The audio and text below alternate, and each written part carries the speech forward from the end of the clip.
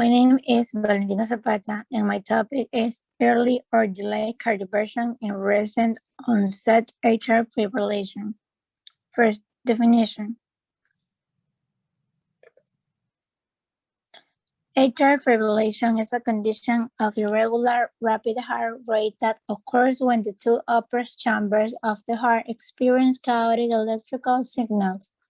Immediate restoration of signals rhythm using cardioversion is commonly preferred, but if immediate cardioversion is necessary or not is not known.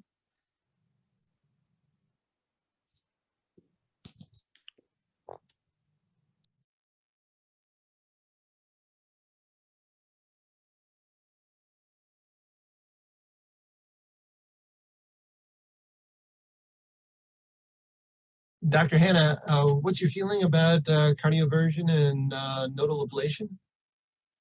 Cardioversion, I think that if you have somebody with paroxysmal atrial fibrillation, everybody, gets a chance at trying to achieve sinus rhythm. I think that some patients with cardiac amyloidosis, no matter what you do, you can't just keep them in rhythm. You're getting cardioverted every couple weeks. The one thing I would say about cardioversion, there was a publication showing increased risk of thromboembolism. And the fact is that even in sinus rhythm, patients who have a lot of amyloid filtration in their atria can have such poor atrial function that, for example, on mitral inflow, you barely see even an A wave.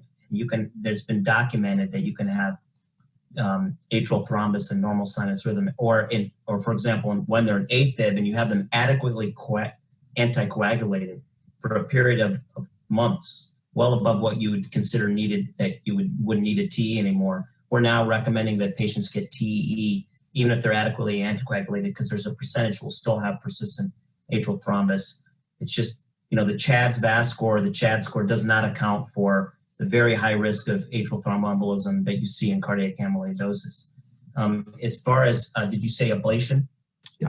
Yeah. So as far as ablation, atrial fibrillation, we actually looked at that at our institution at atrial fibrillation ablation. The kind of the consensus before we started doing that was, look, the likelihood of this being successful is very low. There's a lot of amyloid, there's a lot of scarring. And so we're going to be putting people through a procedure that's likely not going to work. And one of our EP fellows actually looked at our patients who underwent atrial fibrillation and then propensity matched them 3-to-1 with propensity matched patients with AFib who did not get atrial fibrillation, and actually showed that they had significant reduction in atrial fibrillation burden and actually a mortality benefit. Now that's a very hypothesis generating publication study, but I think in my typical elderly patients who had long-standing AFib, and they're very advanced, I don't feel that in general I wouldn't pursue an atrial fibrillation ablation. I think if somebody who has paroxysmal AFib or and really doesn't tolerate AFib well, I think it's not completely unreasonable to consider atrial fibrillation or pulmonary vein isolation.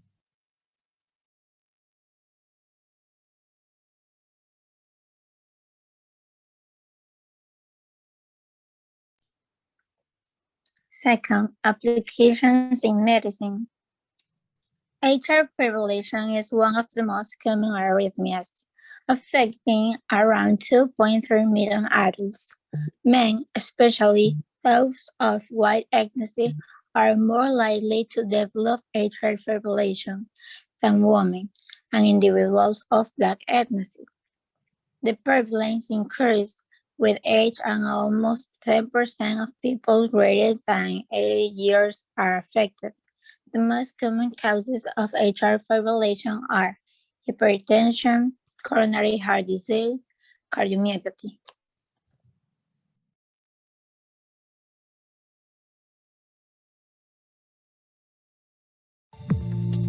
Electricity. It powers your home and maybe your car. But did you also know that the flow of electricity also causes your heart to beat?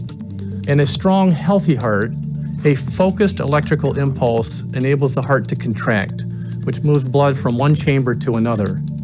But when the electrical impulse is not focused, the upper parts of the heart, called the atria, quiver or fibrillate, And this may result in the heart's inability to effectively deliver oxygen-rich blood to the body. This condition is known as atrial fibrillation, or AFib. It may cause blood to pool in the heart and form blood clots. If a blood clot in the heart breaks free, it can travel to the brain, causing a stroke, making AFib the #2 cause of stroke in the United States. Northwestern Medicine offers many treatment options for AFib, with medical management as the first line of defense. There are a number of different medications available to help control the heart rate and heart rhythm, as well as reduce the risk of stroke associated with AFib. If the condition persists, catheter ablation is a non-surgical procedure used to create scar patterns on the inside of the heart to focus the irregular flow of electricity that is causing the AFib. The scar patterns are created by using either heat energy, called radiofrequency ablation, or freezing energy, called cryoballoon ablation, and helps restore the heart's intended rhythm, or what we call sinus rhythm. Northwestern Medicine also offers the minimally invasive TT maze procedure, in which small incisions are made on the sides of the chest to access the heart. Scar patterns are then created on the outside of the heart to focus the irregular flow of electricity, causing the AFib. If AFib persists, a catheter ablation is then performed to complete the TT maze. TT maze is a 1-2 punch combination procedure to eliminate AFib. Patients with AFib have an estimated 500% greater risk of developing a stroke than the general population. The left atrial appendage is a pocket-like section in the left upper chamber of the heart that is often a source of blood clot formation in people with AFib. For select patients, Northwestern Medicine offers a minimally invasive catheter-based treatment option to close this left atrial appendage. This is a way to reduce the risk of stroke without having to take blood-thinning medications long-term. Ranked by U.S. News and World Report as one of the top 10 cardiology and heart surgery programs in the nation, Northwestern Medicine understands that AFib is a complex disease that requires a multitude of treatment options. Our cardiac electrophysiologists and cardiac surgeons offer treatment options that are tailored to the individual needs of each patient, so your heart can go back to being the powerhouse it was meant to be.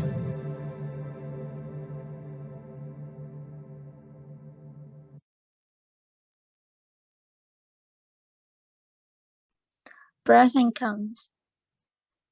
Pros. Spontaneous conversion and delayed cardioversion reduce the need for immediate pharmacologic or electrical cardioversion. Early cardioversion shortens the time until conversion. A potential advantage of shortening the time until conversion will be early elimination of symptoms and prevention of heart failure, syndrome, cardiac or cerebral ischemia events, or prevention to persistent atrial fibrillation. Cons. Delayed cardioversion with longer time spent in atrial fibrillation could promote stroke, but timely, guideline-based initiation of anticoagulation is expected to reduce the risk of stroke. Issue applied in Ecuador. Prevalence of AF in older Amerindians living in rural Ecuador is low. Both racially determined short stature and frequent dietary oily fish intake may explain the low prevalence of AF in this rural setting. According to data collected by the National Institute of Statistics and Census of Ecuador in 2014, a total of 4,430 deaths from AF were reported. Conclusion. Atrial fibrillation is an irregular altered atrial rhythm, which can be episodic or continuous.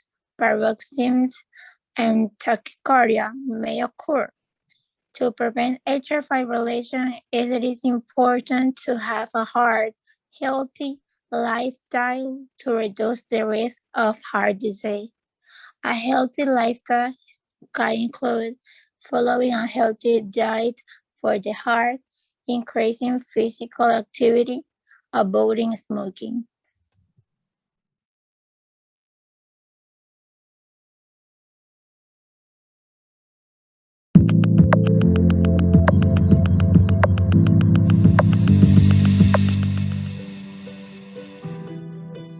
An arrhythmia is a problem with the speed or rhythm of the heartbeat. Atrial fibrillation, AF, is the most common type of arrhythmia. The cause is a disorder in the heart's electrical system. Often, people who have AF may not even feel symptoms. But you may feel palpitations, an abnormal rapid heartbeat, shortness of breath, weakness or difficulty exercising, chest pain, dizziness or fainting, fatigue, and confusion.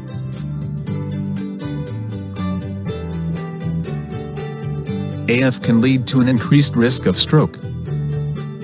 In many patients, it can also cause chest pain, heart attack, or heart failure. Doctors diagnose AF using family and medical history, a physical exam, and a test called an electrocardiogram, EKG, which looks at the electrical waves your heart makes. Treatments include medicines and procedures to restore normal rhythm.